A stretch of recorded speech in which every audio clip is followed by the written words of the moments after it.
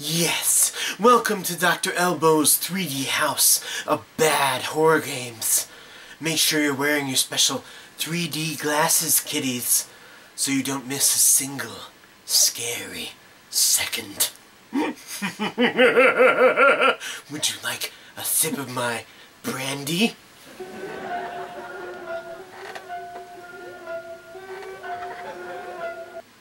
Oh my god, Becky, look at that backlog. It is so big. Baby Got Backlog.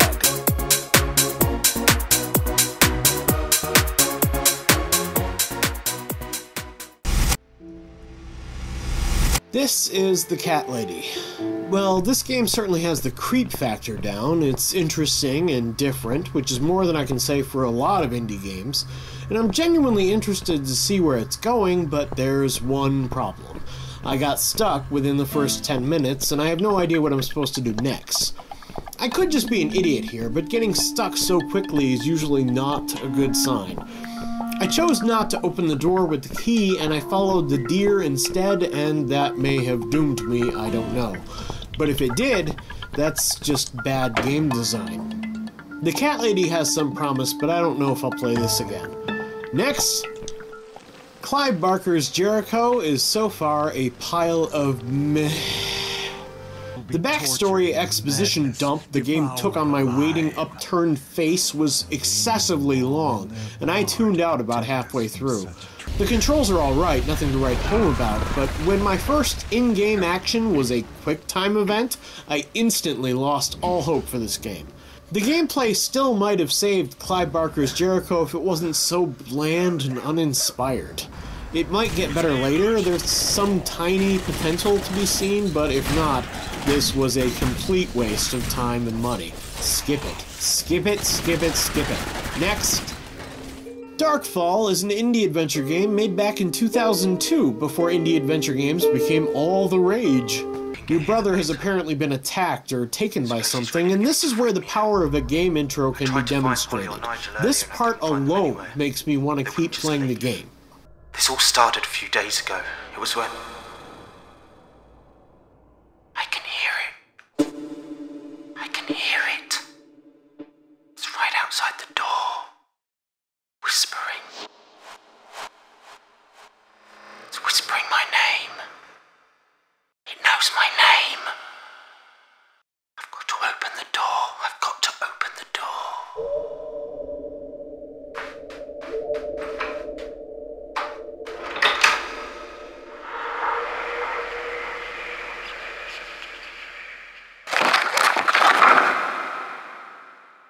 The controls and gameplay are nothing to write home about, but something really sinister happened here, and I want to find out what. I will definitely be coming back to this at some point. Next! Doorways Chapter 1 and 2 is a little problematic. It starts with the main character declaring that he has to track down 4 psychopaths, but we're never told why. He might be a cop, or they might have killed his family, but for all I know, they just owe him $50. And you're brought into this first-person world with a tutorial level that I like, but it goes on too long and should have been streamlined. The controls are pretty slow and your jump is pathetic, but I was almost starting to dig the world and the stories that the notes were telling me. Almost. Not quite. I'll pass on this one. Next, Grimind, however the fuck you say it, this game is merely alright. It claims to have a horror theme, but so far that merely extends to putting a vague horror theme over a simple 2D physics platformer/puzzler. It's not even really that scary, though the music/ambient noise would be perfect for it. There just isn't any real reason to be scared. I have no connection to the main character at all. There's little to no reason to care when he gets impaled by a pit of spikes that you couldn't see despite carrying a light source, which is bullshit. Not bad, but I don't think I'll be playing it again. Next, Harvester. Holy fuck, this game is out there. I knew going in this would be rough, as it's commonly described as the goriest FMV game ever made, and I don't handle gore very well. But no one ever says just how fucked up the entire game is. You're saying Absolutely that's all there is to nothing marriage. makes Cooking sense and here, and it's cleaning? all vaguely unsettling when it's not being outright comedic. You can even commit nuclear suicide. Can you give me any reason why I shouldn't shoot you right now? I appreciate your honesty, comrade.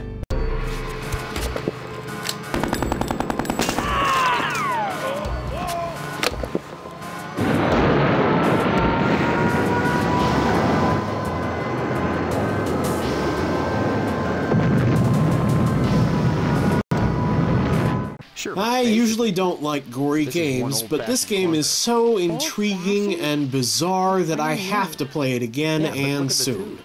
Next, Huntsman, the Orphanage, Halloween Edition, seems at first glance to be something of a Slender clone, but there's something more going on here. You're apparently trying to find out what happened at this orphanage, though why you've taken on this task has yet to be explained. You've brought along the best smartphone ever made, though. This is the smartphone Nikola Tesla would have built if he were still alive today. The damn thing never dies, despite constantly being in camera mode and having the flashlight on. The voice acting is pretty damn good, and the children interrupting your video feed and screaming for their possessions is off-putting as hell. Please help me. Help me find my ribbons. This is pretty solid, and I'll probably play it again, but I couldn't say when. Next. Into the Dark Ultimate Trash Edition is such complete garbage that it kind of loops back around and becomes art, maybe? It's completely shameless, from the horrendously voice-acted intro that's weirdly detailed to the self-referential stuff that passes for humor. I say passes for humor because Into the Dark appears to be way too far up its own ass to actually be funny. Case in point, the game allowed me to get drunk, and in doing so somehow removed the gun from my hands, leaving me defenseless for when I got attacked by the game's first enemy. Sorry, Into the Dark, but a turd that labels itself a turd is still a turd. Next, Limbo. I know I should have played this ages ago, but it's one of those classics I've always been meaning to get around to and never did. Well, no more, as we're bringing this lost boy safely home. Oh, Jesus tits, Margaret, why? This is probably the scariest game on this list, if only because you're getting a small boy killed in horrifying ways. Still, I like the gameplay and how the solution is not always obvious at first. And just when you think you're getting a handle on things... Nope. Nope. Nope. Nope. Nope. Nopey nope and the Nopey bunch? I'd like to play this again, but first I need to get over my fear of spiders. Next. Lucius is a third-person adventure game where you play as the spawn of Satan that no one seems to realize is inherently evil despite clues being everywhere. Your job in this game is literally to murder innocent people to progress. It's an actual murder simulator, and nobody cares.